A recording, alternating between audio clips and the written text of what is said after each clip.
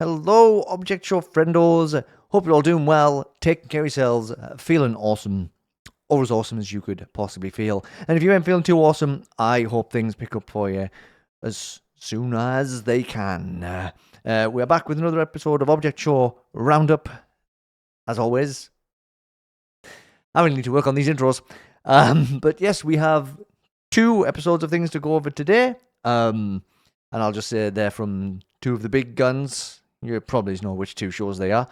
And we've got some other little updates as we always do. But I just wanted to dive in the intro and say that I've mentioned a couple of times that I was trying to think of maybe a fun thing to do when we get to 1,000 subscribers, which is just whenever it happens. I mean, we're past 900. I've got to start thinking about it. I have thought about it. I have got a plan in place.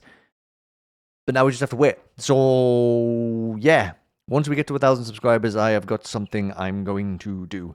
It's nothing super outlandish, but hopefully it'll be something fun and something we can all enjoy together. So yes, keep an eye on that. As soon as that counter ticks past the 1,000 mark, I will put that plan into motion. It won't happen immediately. It's going to take a tiny bit of planning, but it shouldn't be too long after we get to 1,000. So just want to let you know that is sorted.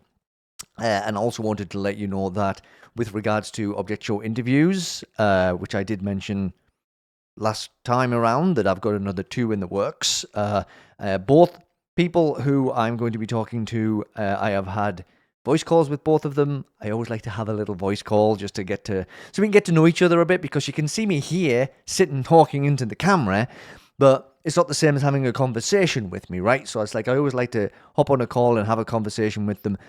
Just tell them a little bit about how I try and run the things. They're not really interviews. I try and keep them as informal as possible, right? Same with the voice calls. But anyway, I've talked to both of them.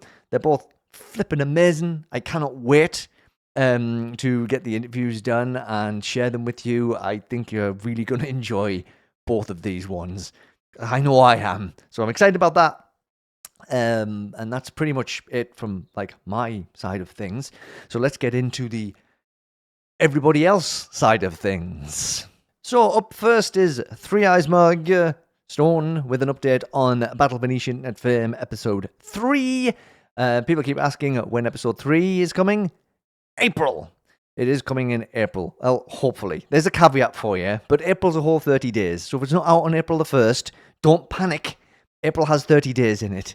There's plenty of time. Don't worry. So hopefully it's going to be April, and there's a little poster sneak peek there. You can maybe have a peruse in that and see if you could spot some little things. Looks like we might be seeing the younger version of YouTube up there in the top, perhaps. But I don't want to posit too much on anything else. But it's super cool. April is not locked in. I don't want to say locked in because it says hopefully, right? But it will be a lovely way to kickstart spring with another episode of BFNIF. So fingers crossed. I know Stone's beavering away at that, so he's hoping. Exciting times, though. Okay, let's hop on into a remaster episode. Yes, AnimationEpic did decide to chuck episode 7 of the season 1 remaster at us last weekend. That's Sugar Rush, which was the Halloween episode, which is very funny because it was after Halloween when they initially released it, and it's even further after Halloween this time around, so it's kind of even funnier because it's even later this time. So yes, that one did come out, and we're going to do I'm going to do the same thing we did last time when a remastered episode comes out. It's kind of like a discussion about what happens in the episode, but also the comparisons, like the changes, the differences, that kind of stuff. Like I might miss a couple here and there. Maybe I don't need to dive into every minuscule thing, but I'm going to try and highlight all of the bigger side of the differences, I guess. But yes, if you haven't watched any of season 1 of Inanimate Insanity or the remastered episode yet, and you don't want to be spoiled for any of that stuff, then yes, you can just hop on over to the next chapter, because I do handy dandy chapters in these videos, so you can just pick and choose which bits you watch. And then, yeah, save it for later. Because it would be nice if you came back afterwards and see what I thought. But you don't have to. It's not obligatory. You can do whatever you want to do. You have free will, my friends. So yeah, let's dive into this remastered episode and see what the deal is. So the episode still starts the same way. Starts with Pickles' cannibalistic picnic, where he's having a picnic with a pickle, but not an animate pickle, an inanimate pickle. Anyway, for some reason, I don't know why, this is the first time it's hit me how far the animation and art style has come since season 1 originally aired, which is weird because this is the 7th episode of the remaster at this point, and it's like, you can always spot the differences when you watch them side by side, but for some reason, I don't know why, this particular opening shot, I don't know, it just hit me different. I mean, look at the difference here between the original opening shot here and then the remaster opening shot. I don't know. There's just something about it that really made me go, oh gosh, yeah. It's like, I really recommend watching the show yourself side by side. I'm sure a lot of people do this when the remastered episode comes out. Just like, watch the new one and then go back and watch the old one again, and just see, whoa. It's really cool. And like, I know not everyone has the time, the desire to remake old shows, but it has been really fun to see Inanimate Insanity get that season 1 glow up, if you want to use that phrase, which I guess I just did, didn't I? But this opening scene does play out pretty much exactly the same in both episodes, with Pickle on a picnic date with a pickle, as I mentioned. When he realizes he's forgotten to bring sandwiches, he doesn't hesitate to just eat the pickle, which was a gift from Marshmallow, who appears and expresses extreme disgust at Pickle's cannibalism. There's a bit of extra dialogue from Marshmallow as this scene wraps up, though, and we get our first look at WebzForevz remastered. But seriously, get your cannibalism under control. Give me a break. I'm food deprived. Like you've never had a s'more. Yes. I mean, we did see him kind of in the background of a post they put up for the Happy New Year post, but this is the first time we get to see him properly in all his animated glory. And then we get the intro sequence, and we lost the creepy Halloween theme music from the original episode. It's just the regular opening, and we also skipped the announcement that it's a Halloween special, but maybe because it's January. But like I said, the original episode came out after Halloween as well, so I think it would have been pretty hilarious to leave in that it was a Halloween special in January. I probably would have left it in if it was me, but hey, creative choices are creative choices. There is some extra content in the remastered episode, because it makes it seem like WebzForevz is going to slide straight on into the challenge without eliminating somebody, and there is one particular character who definitely seems keen on that happening. We, need our beauty... Shut up! Yes, let's get right to the challenge. Wait, didn't we need to vote someone out? Oh, that's right. Yes. Team Chicken Leg is now going to vote out a member of their team. Can you imagine if you all just got to stay because I forgot? Glad we avoided that fiasco. Yeah! Yes! Yeah. Oh, Bloom, so close! Clearly shows how worried he is about the elimination, despite at the same time thinking that he has control over the alliance he put together. Well, over to the elimination area, and the haystack seats are still there. They were in the original episode, except there's a slight change here when OJ complains about them not being comfy. WebzForevz just decides that if that's the case, then OJ can just sit on the floor. There's also no I'm a fat slob and ate all the cookies joke here, like in the original. They seem to have moved away from that a little bit. They definitely haven't been leaning into the fat slob jokes as much, but we'll see. Maybe they just wanted to drop a couple of them. We just announced right away that the safe contestants get candy corn as a prize. So they are leaning into the Halloween theme with the candy corn. Obviously, they couldn't change that much of the episode because it's still, in essence, a Halloween episode. So the voting obviously goes the same way as the original. I am not expecting any diversions in the order of eliminations. That would be a real twist if they did that out of the blue. Not saying they won't do it. You never know. But no, it's the same. But we really lean extra hard into how much of a jerk Bloom was in this season, because it is Bloom who gets eliminated at this point. It's shown in the original too, but they really seem to want to hammer it home this time around. OMG, what did I ever do to you? You know what? Fine, I vote for you. If Saul voted for you, then I do too. Oh, big mistake, morons! Alright, Alliance, time to take care of these pests! Oh, because you want it? No, because I demand it! I know it's so mentally draining to think about these choices, so I'm willing to make the sacrifice for us. Oh, the sacrifice is all mine. I vote for Balloon. What? You traitor! Bomb, he betrayed the pact! Get him! Yeah, I love being a traitor. I vote Balloon too. Oh, come on! All right, that's already 4 votes of 7. So Balloon is eliminated. Cakes. Just to clarify for everyone here, that's you voting for Balloon, right? Yep, you got it. Cool, me too. Hey! Yep, again, Balloon is eliminated. And if you thought that was it, no. We get a similar montage of Balloon being horrible as we do in the original. Something else he also did. It's like, what did I do to deserve this? We got a montage of all the Balloon being a jerk. But in this one, it's way more brutal. What? What have I ever really done to deserve this? I demand a prize! Now! How come he gets to choose first? What about me? Let's pick someone who is actually useful to the team. I didn't agree to that! Did I hear my name? No, you didn't! Let's use the useless one to our advantage. I hope she gets her punishment soon, if not already. You're just as weak. Not to mention a moron. People like Bomb, they're just useless. You get to be your testing dummy. You don't really have a choice. If you chicken out, we'll take care of you. You can get hugs on your own time. Ugh, can anyone over there stop being so useless and shoot someone over? Align with her? No way. The Alliance is just us! Alliance, fix this mess! This is all your fault! Taco, you suck! Well, that was not a favorable edit.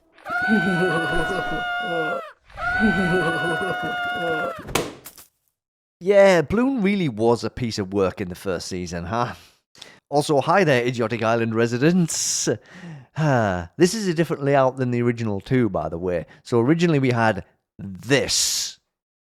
So compare that original layout of where the eliminated contestants were compared to this new one. And the two biggest changes really are Knife not having the Dora doll in the remaster. I don't know what they're going to do with the Dora doll storyline because it kind of like... I don't think there's anything wrong with the Dora doll storyline at all, but they seem to have tiptoed around it a bit more. Don't know. We'll see what happens.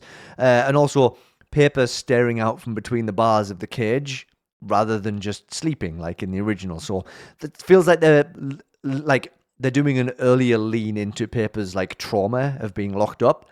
So they're getting that nailed down quicker this time to really set it up more when he does, spoiler, come back into the show later on. He gets to rejoin. All right, now we get Cheesy's first appearance in the remaster, as his original cameo in episode 4 wasn't included this time around. Hi, Cheesy. MePhone 4S approaches him and asks to be taken to MePhone 4. Cheesy makes a pun, of course, and says that 4S is going to have to wait with the others. Oh, hi there, everybody, from it's the failed debut contestants. Hi.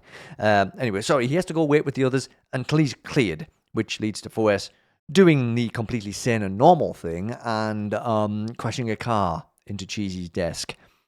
Yep, that's totally fine. No problem there. Back to the contestants now, and the next scene is pretty much a carbon copy of the original, with OJ talking to Bomb, happy about Balloon being out, but also sad that the alliance is pretty much gone now, before recruiting Pickle and Taco to a new alliance. What could possibly go wrong? Then MePhone 4 announces that he was going to take everyone trick-or-treating, but can't, since there are no houses or anything around here. This is a small addition to the original, including a pan-out that shows how much nothing there is. There's a whole lot of nothing. It could just be highlighting the future fact that we find out, again, spoilers, I guess, if you haven't watched Inanimate Insanity, that we find out that MePhone 4 kind of created everything around these parts, and how he hasn't really, gotten around to making much in the way of scenery or any kind of society or like anything at this point. But yeah, the challenge remains the same. Me4 4 has hidden candy around the island, and whichever team collects the most wins. Easy enough, right? That's pretty straightforward. The challenge does play out as well, pretty much the same, because again, you can't really do too much in the way of changes to those kinds of things. Bomb asks OJ if the alliance can work together. OJ's like, don't see why not. But Pickle and Taco have already ran off to do their own candy collecting, so great alliance there, OJ. Apple mistaking garbage for candy. Salt and Pepper expressing their disgust for the challenge because they hate candy and are on a diet.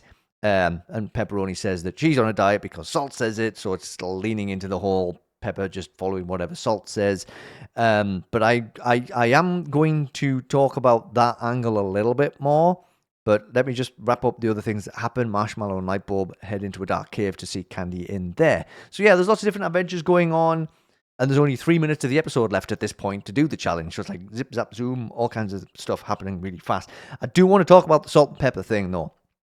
Super briefly. So the diet joke led into some other things with regards to dieting too much, but then also eating too much when you don't eat for... and it's like... People express discomfort over those jokes. And when I watched the episode, I personally also felt uncomfortable watching those bits play out. So I wasn't really... It was touched on super briefly in the original. I think all it was really was Salt was like, I'm on a diet. And Pepper said, well, I'm also on a diet. And that was it, really. So they leaned even harder into that angle in this episode. And I think they just leaned into the wrong angle. That's not something I think they should have pushed as the joke. Because I totally do empathize with everybody who did feel uncomfortable. People who deal with eating disorders themselves. It's one of those things where it's like, what can you make jokes about and what can you not make jokes about? And what should you make jokes about? What shouldn't you make jokes about? I personally don't think that's something that should have been included as a joking reference in the episode. And I do totally get why people were upset with it. And I'm not including any of the clips or images really that relate to that part of the story in this episode. But I had to mention it just in case people noticed that I hadn't included certain things. But I did want to talk about it. Okay, so let's get back to the candy collecting. We got another Pet the Marshmallow moment in this episode. We've had a few of those in this season. And we got another one here. Maybe they just felt bad for how beaten up she was in the original season and want to show her a bit more love. To be fair, she got pretty beaten up in the cave, but she still got a pat. So, time to see how much candy everyone got. And there's a slight change here too. Team Epic originally finished the challenge with 235 pieces of candy. And Paintbrush stopped Apple from putting his garbage in their bucket. So that stopped their number from being affected. But this time... Whoa! Team Epic is looking pretty good so far. And it's about to get even gooder!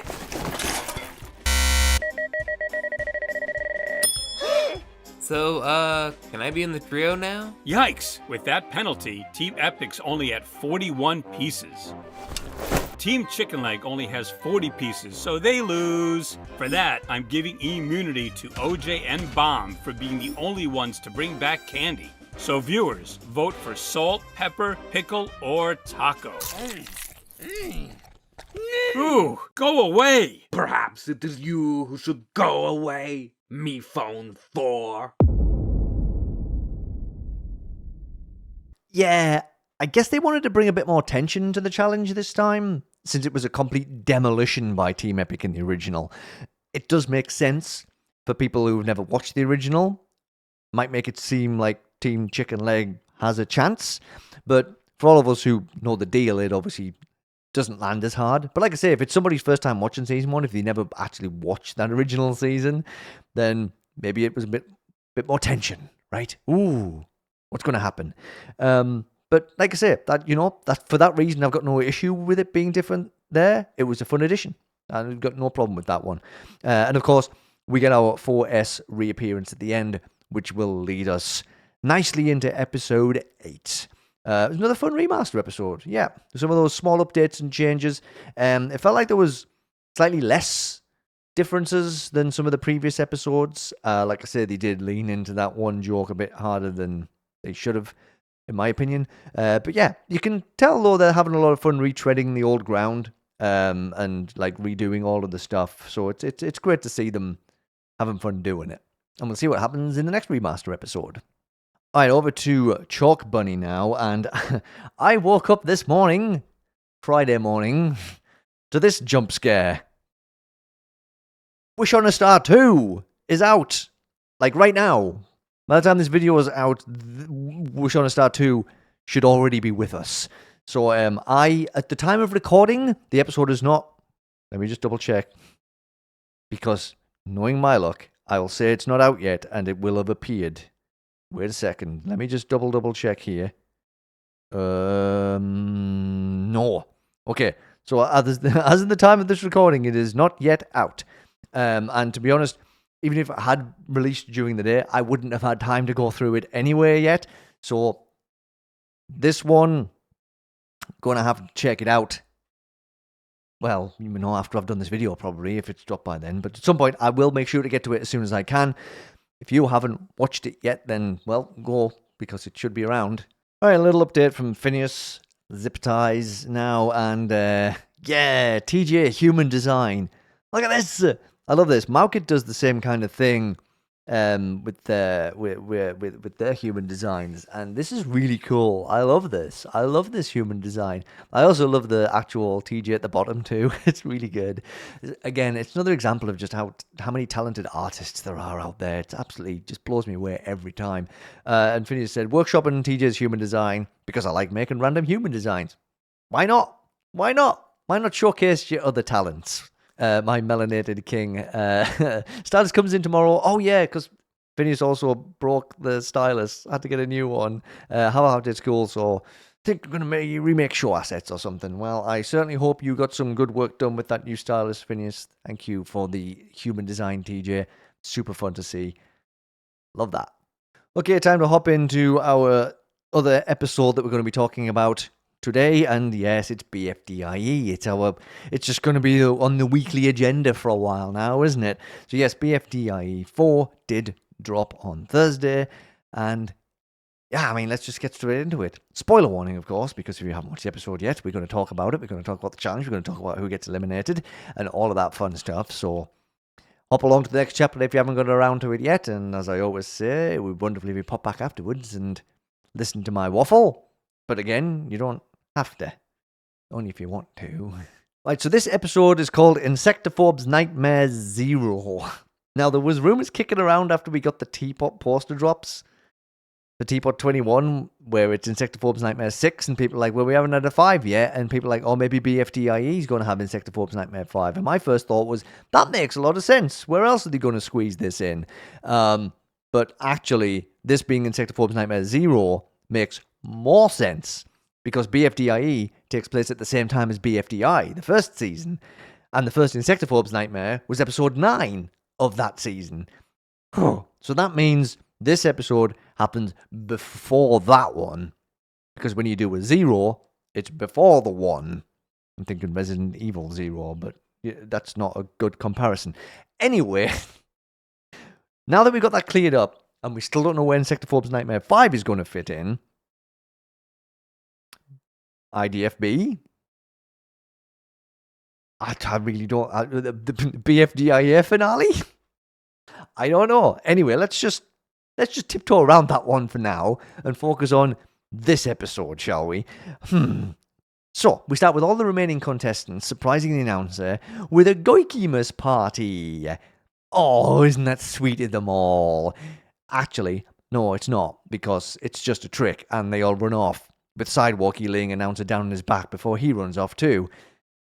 Oh, what a troublesome bunch. I wonder if some of them might have been hanging out with Blocky too much. Okay, so the announcer isn't able to move now, because he's still stuck on his back. But that's not going to stop him hosting this week's challenge.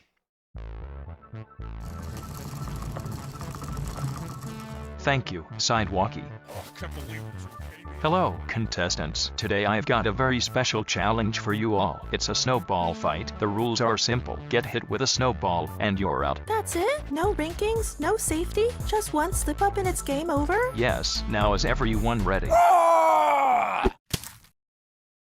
Go. Okay, wow. This could end up being the shortest challenge ever. Unless Sidewalky's the only one that throws snowballs. Dude's rough, tough, and mean, but has zero aim. Luckily for everyone else. Now that everyone's off and running, let's see who's after who. So, Sticker's running from Rose after she mercilessly took out Beach Ball in the last challenge. Rose asks why Sticker is running, and, well, yeah, it's because of Beach Ball. So no more Cheaters Alliance? I can cheat on my own, thank you. Well then, don't worry. I can too. Huh? Farewell, Cheaters Alliance. Gone too soon. But yeah, end of the Cheaters Alliance, but not the cheating from those two, clearly. The alliance may be broken, but the cheating lives on. Jammy spots Rose running around with the flamethrower and tells Ruler they have to stop her. But, of course, since Jammy is still Ruler's henchman, he's not going to do anything she says, and instructs her to build him an igloo to take cover in. Well, Jammy's not too pleased about this, but concedes.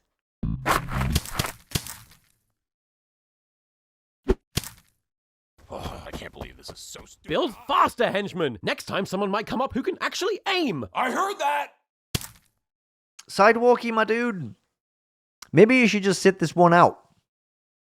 Maybe go and hide somewhere. Because while you might not be able to hit anyone, I'm pretty sure someone else might well be able to hit you. Meanwhile, Needy's just chilling out with the announcer, watching everything play out, doing the bare minimum as usual, and kind of acting as a co-host in this episode a little bit, since, announcer can't actually see what's going on. So he's relying on her to let him know if anyone's been hit yet.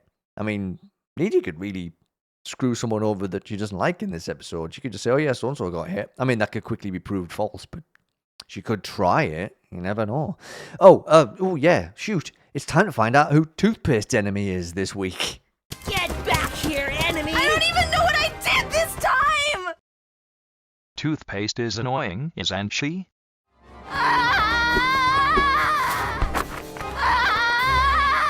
Yikes! My soil! Please, no! Get ready to die, enemy! No! Whoa. Well, that's that problem dealt with.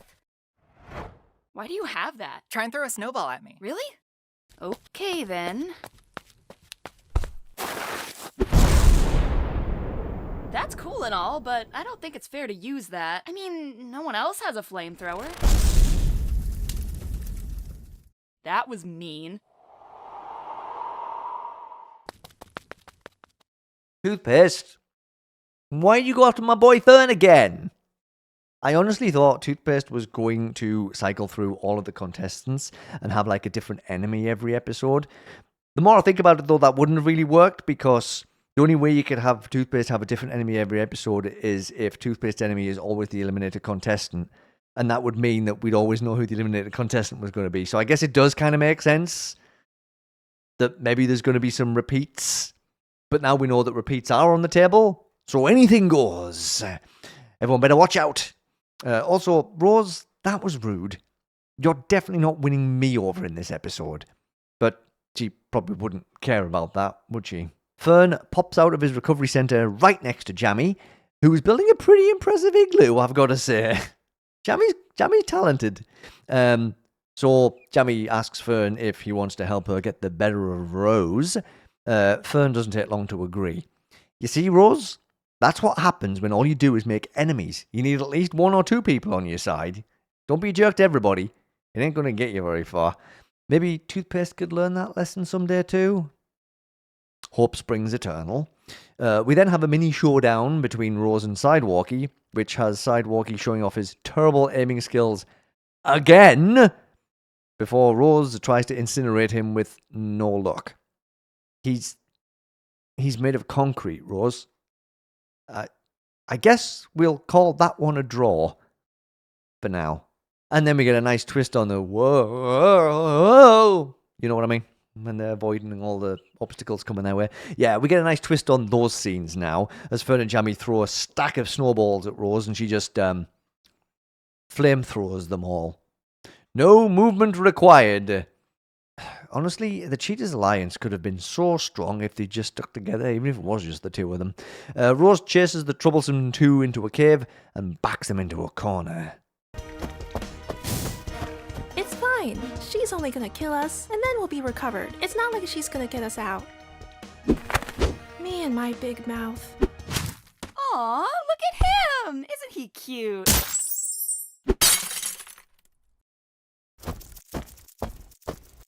No.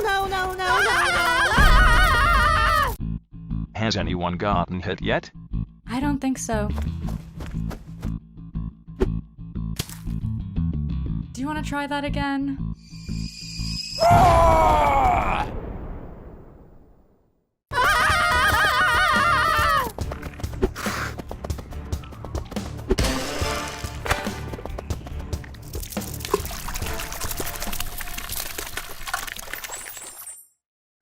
Stupid bugs. I don't blame them. They probably didn't think they were susceptible to freezing. Oh, just be quiet. Want to say that again? Well, there went our insects. The briefest of cameos. And also, Sidewalky buddy, please. You're killing me.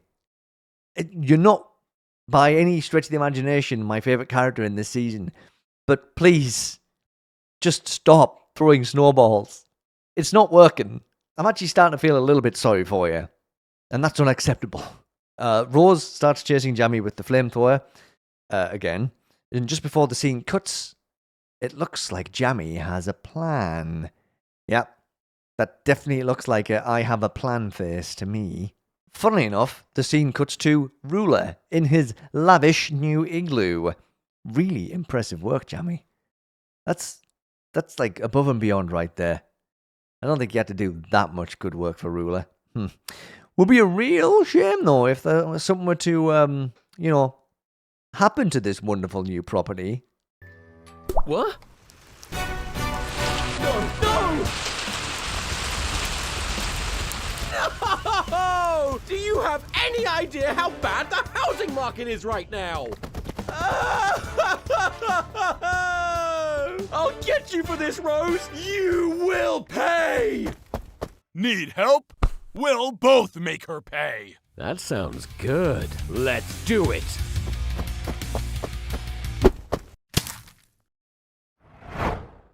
I'm gonna pretend that didn't happen. Ooh. Jammy sabotaging Ruler there. Her idea was to hide behind the igloo. Maybe hoping that Ruler would get burnt up as well. You know, I really do need Jammy to properly try and break away from Ruler soon. Because I need her to stand tall, stand against tyranny, and be her own contestant. And I just think it would be a really funny little breakup. And I'm sure Ruler would try and, destroy her chances in the whole contest. I know that Sidewalky already kind of doesn't like her, so maybe Sidewalky and Ruler could team up against Jammy. I don't know. I need something to happen with that whole relationship because it could lead to some really fun storylines. Also, by the way, Sidewalky, really? You can't even hit someone when they have the back to you and about a foot away. This has not been your challenge, my friend. But again, them kind of teaming up, although it was just a ruse by Sidewalky, but that's the first maybe hint that maybe they are going to when Jammy breaks ranks. I don't know. I'm just trying to put some pieces together here. Could be way off base. I mean, this is a chaotic show. Anything could happen. People love each other one episode, hate each other the next. So I don't know why I'm trying to plan any of this stuff out in my head.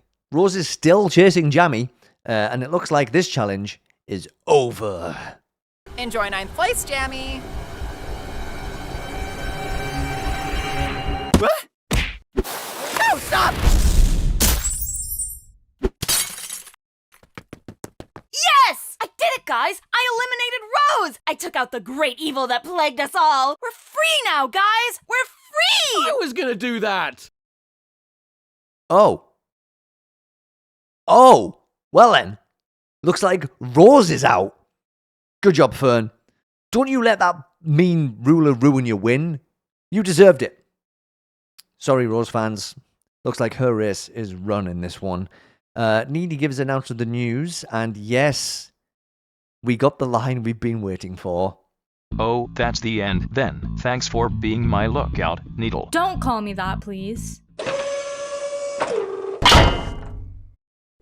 Ta-da! You all forgot about me, didn't you? Yep, I was pretty smart this time, if I do say so myself. I've been hiding in here since Rose incinerated me. The cake this time is flan. Oh, seriously? Whoa! David, were you hiding in your recovery center this whole time? David, that is genius! If I didn't already have a henchman, you'd be my next pick for sure, D-Man. What the? Get off! What's wrong with you? Well, we nearly got the line we were waiting for. I think that's the closest we'll get to a "Don't Call Me Needle" joke. I think that's the closest we'll get. But I'll take it.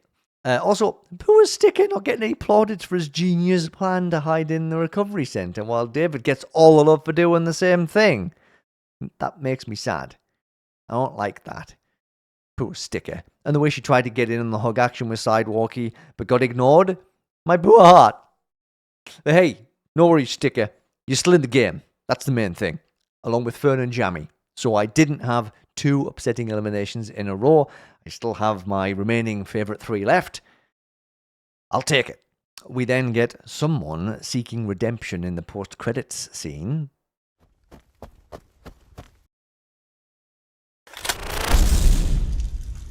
Wow, thank you, Fern. We are no longer enemies.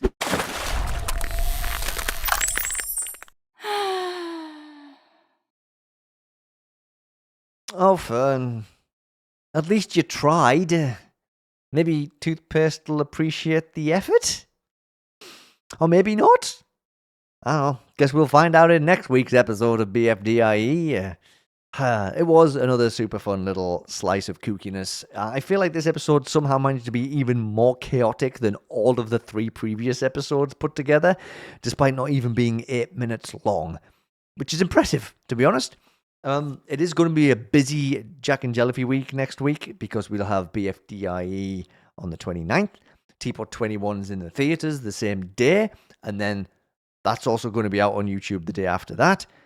I'm going to have my hands full, that's for sure. I've got a busy couple of weeks coming. Okay, we got an upload from Mooncookiez as well this last week. And it is just the extended cut full version of the Pop-Tart Pursuit intro Sour Apple Current by Izor12. Izor is flipping amazing. Izor also has done stuff for Lunchbox Kids and a few other things. I just know Lunchbox Kids off the top of my head. But Izor makes awesome stuff. I will pop a link to this in the description if you want to go and check it out. If you just want to, if you just love a great piece of music, go listen to this. It's really, really good. And then go watch Pop-Tart Pursuit 1A if you haven't watched it yet. Get in there quick before 1B comes out. Because yeah, this is a really good slice of music. Definitely worth listening to. I'm going to add it to my... I've got an Object Show music playlist. Getting added for sure. Alright, Webs. Griffin has been keeping us updated with the THREEEE stuff. We got this the other day. Almost done. Saturday, January 24th. Gay people will be real. Finally, I get to exist.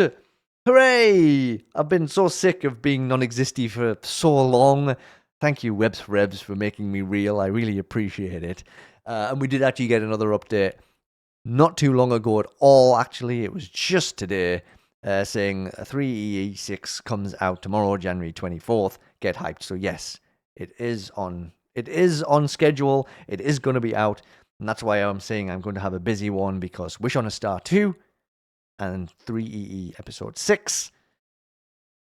There's my weekend gone. But you know what? I wouldn't have it any other way. And finally, we got a little update from Wuggolo, Chelsea. Guess who's back? Hey, now, I'll be straight up honest with you. I had to look these 2 up. It is Forky and Spoony from Super Object Battle, which is one of Chelsea's older shows. I do love those character designs. I do love me some cutlery characters. So I'm guessing they're going to show up in the next episode of Object Lockdown. That definitely does seem to be the case. So that's some exciting stuff for the older fans of Chelsea stuff. And also, I guess that just means Chelsea's back up and running with the show stuff after the surgery. So Yes, 2026. We're already up and running. We're going strong. We're on the up. Time to get excited. If we weren't already excited, that is. All right, that's it for the updates.